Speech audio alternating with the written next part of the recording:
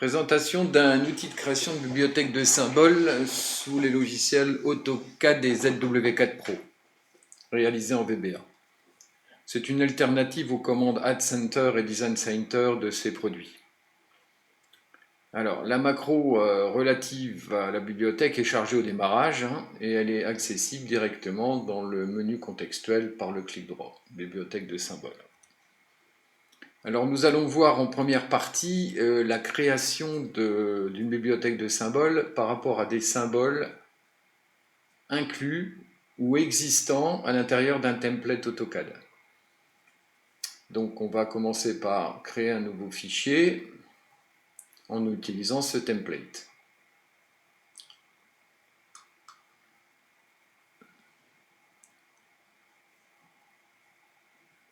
Voilà, donc à l'intérieur de ce template, je vais faire un purger pour voir les blocs existants. Voilà, j'ai un ensemble de blocs qui sont des blocs pour faire une bibliothèque de panneaux de signalisation routière. Bien, une fois que j'ai fait ça, je vais pouvoir rentrer dans la partie bibliothèque de symboles et je vais pouvoir ajouter une bibliothèque. Alors, je ne vais pas aller chercher un pass sur le disque puisque je suis en symbole local. Je vais créer donc panneau de signalisation.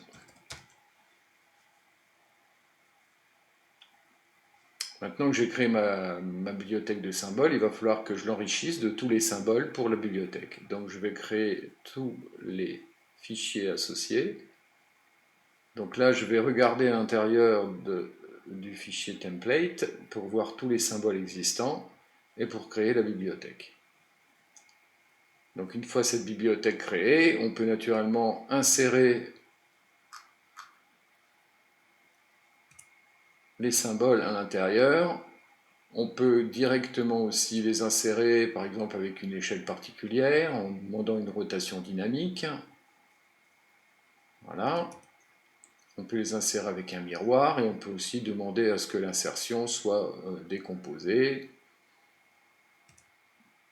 Donc là, je me retrouve avec les entités de base du symbole. Donc là, on a créé notre bibliothèque avec tous les symboles intérieurs. On peut très bien avoir besoin d'en ajouter.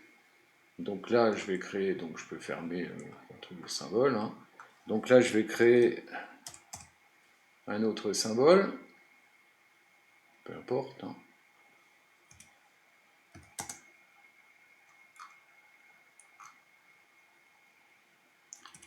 Voilà. Donc là, je vais faire un bloc. Je vais l'appeler new symbole, par exemple. Ok, je vais dire que mon centre est là et je vais prendre mes entités. Voilà, donc j'ai créé un symbole qui s'appelle new symbole. Donc si je relance ma bibliothèque de symboles, ici je vais pouvoir ajouter un nouveau symbole, new symbole, mon nouveau symbole par exemple. Le nom du bloc c'est new symbole. C'est un bloc interne. Par défaut je le laisse comme ça, je valide. Donc si je regarde mon new symbole, pour l'instant je n'ai aucune image associée, donc je vais créer une association avec l'objet qui est celui-là, et j'ai retrouvé mon new symbole. Donc ça je peux le virer. Donc si j'insérais mon symbole, je l'ai directement ici. Alors maintenant, on a créé une bibliothèque de symboles par rapport à des symboles existants sur un modèle. Donc on peut en créer autant qu'on en veut par rapport à tous les modèles que vous avez créés dans votre société. Maintenant, on peut aussi avoir un ensemble de symboles qui se trouvent sur le disque, c'est-à-dire que, ou sur des disques partagés même, pour éviter d'avoir des symboles à l'intérieur d'un modèle AutoCAD. Donc là, on va créer une nouvelle bibliothèque. Non, pardon. On va créer une nouvelle bibliothèque qui, elle, est sur un disque. Donc je vais aller la chercher. Biblio, Normand PVC. Donc c'est une bibliothèque pour des personnes qui font de la menuiserie PVC. Et je vais l'appeler Normand PVC. Validé. Donc ma bibliothèque Normand PVC est vide. Donc là, je vais l'associer directement, puisque je vais créer tous les symboles qui se trouvent dans le répertoire biblio dormant PVC.